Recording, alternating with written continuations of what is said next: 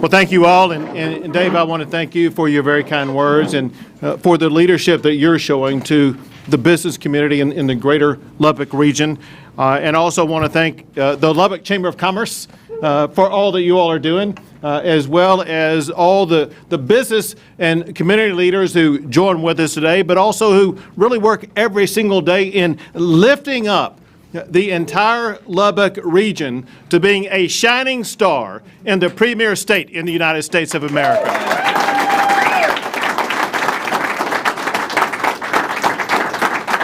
Dave, you mentioned leadership in the Capitol, and any governor knows that leadership is a process of working very collaboratively with the members in the Capitol.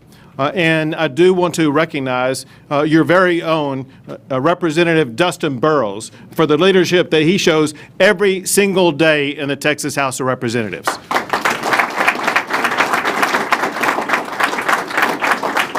I know that his colleagues, Senator Perry and Representative Friullo, also wanted to be here. They are in Austin, committed to work as we speak.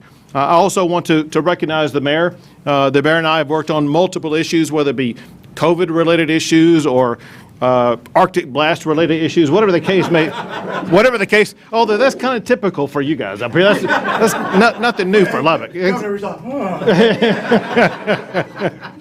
And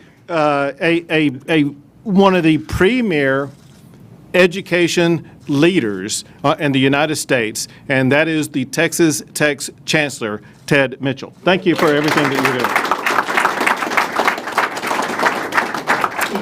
And I especially want to thank Rudy Rosales, right here.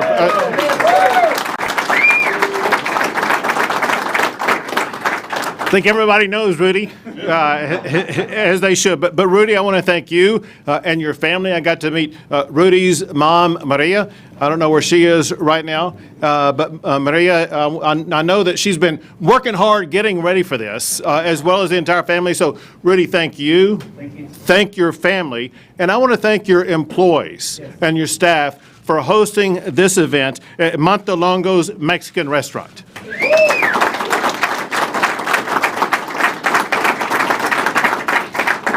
Many of you in Lubbock know the story about this restaurant and its legacy, and I know about it, but I was shown pictures of the originator of it, and that is Rudy's grandmother, Petra Montelongo, who opened this restaurant about 50 years ago and built it into what has become a Lubbock treasure.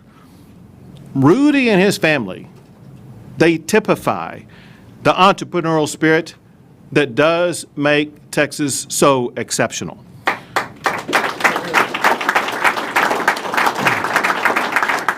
Because of people like Rudy, Texas does remain the economic engine of the United States of America. Texas has been ranked #1 in the United States for business for 16 straight years. Texas has led the nation in exports for 19 straight years. And if Texas were its own country, we would now have the 9th largest economy in the entire world.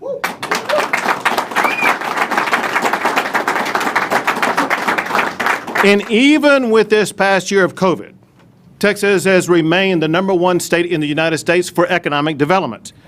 Yesterday, Texas received the Governor's Cup. The Governor's Cup has been received by Texas every year that I have been governor. The award goes to the state that ranks #1 in the United States for job creation and for capital investment. And Lubbock, Texas, bolstered that success with 12 Governor's Cup projects in 2020. Thank you to Lubbock and the Lubbock Chamber of Commerce.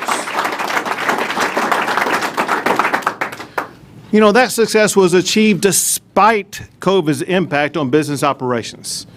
For nearly a half a year, most businesses have been open either 75% or 50%. And during that time, too many Texans have been sidelined from employment opportunities. Too many small business owners have struggled to pay their bills. This must end. It is now time to open Texas 100%.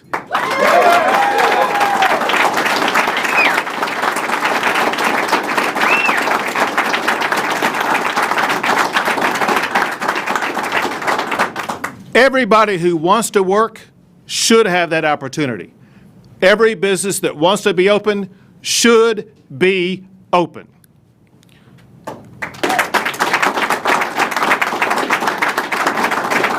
Now, let me tell you why now is the right time to do this. Texas is far better positioned now than when I issued my last executive order back in October. And we are in a completely different position than when I issued my first executive order last March. Back then, hardly any Texan knew what PPE was. Now we have an abundance of it. Early on, there were no COVID tests. Now we have the ability to do well over 100,000 COVID tests per day. When COVID first ravaged our communities, there were no medicines to treat it. But now we have antibody therapeutic drugs to treat COVID and to keep people out of hospitals. In fact, as you all know, I was with the mayor and I was with the chancellor as well as other Lubbock leaders when we formally announced the rolling out of these antibody therapeutic drugs and making them available in large-scale process to people in Lubbock as well as people across the entire state of Texas. And we also have multiple medical advancements that help Texans heal and, importantly, help keep Texans out of hospitals. And last March, most Texans had no clue about the precautions needed to avoid COVID. Now, Texans have mastered the daily habits to avoid getting COVID. But most importantly now in Texas and across the country, we now have vaccines to protect Texans from COVID. More than 5.7 million vaccine shots have already been given to Texans. Today, we set a one-day record amount of vaccines administering more than 216,000 in one day alone. And we're now administering about 1 million vaccine shots a week. By next Wednesday, about 7 million shots will have been given to our fellow Texans.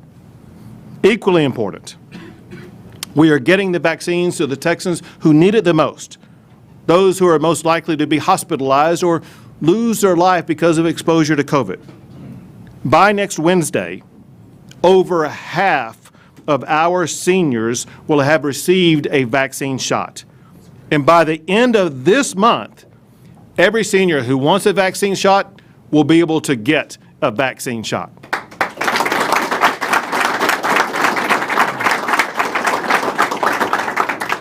To help this effort, I have already announced a statewide program called Save Our Seniors. Along with that, I deployed more than 1,100 National Guard to assist local organizations to help our seniors get the shots they need. These efforts should ensure that we keep hospitalizations low in Texas. Importantly, the number of vaccines will continue to increase rapidly, with additional supplies of the Pfizer and Moderna vaccines, as well as the new vaccine that's come out by Johnson & Johnson, which is a one-shot vaccine that Texas began administering today in the state of Texas.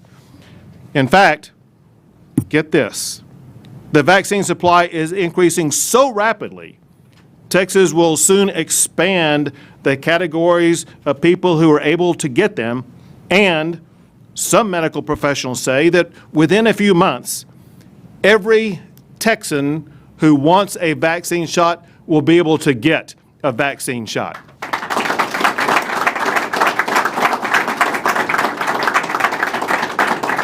And something else happened this past year.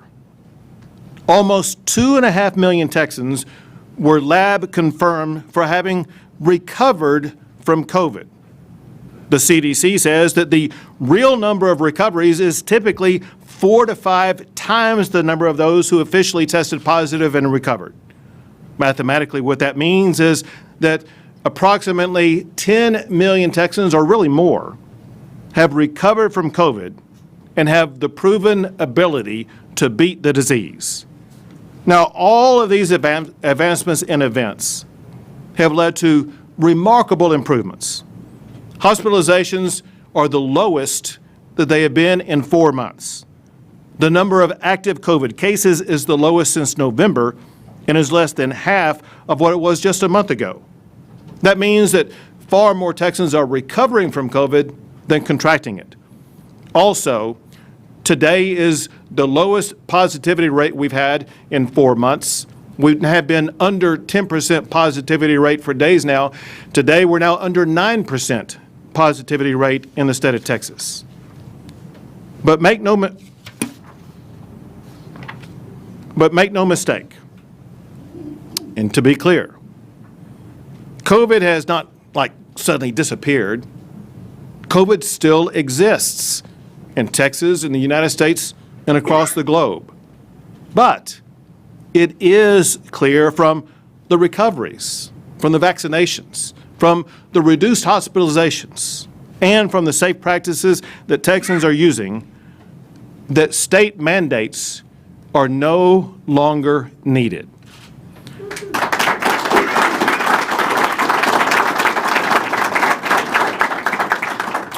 So today, I'm issuing a new executive order that rescinds most of the earlier executive orders.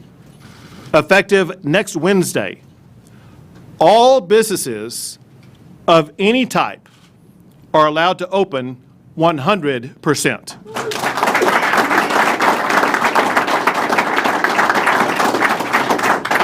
That includes any type of entity in Texas.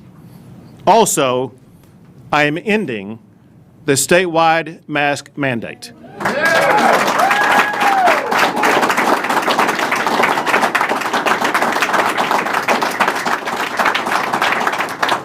Now, despite these changes, remember this: removing state mandates does not end personal responsibility or the importance of caring for your family members and caring for your friends and caring for others in your community.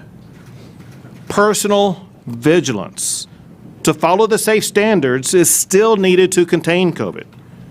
It's just that now state mandates are no longer needed. To stay safe, Texans should continue following medical advice on preventing COVID just as they do on other medical issues. That is exactly how Texans were able to deal with infectious diseases in the past, like H1N1. They followed safe practices and they got medical treatment when it was needed. For a year now, Texans have wrestled with COVID, and they have learned best how to conduct their own lives.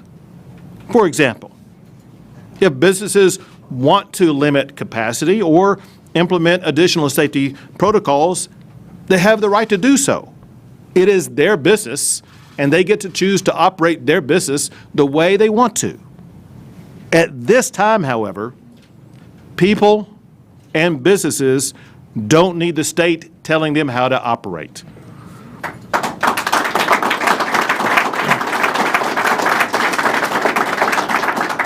Now listen, I know that some local officials are concerned that opening the state 100% could lead to a worsening of COVID in their communities.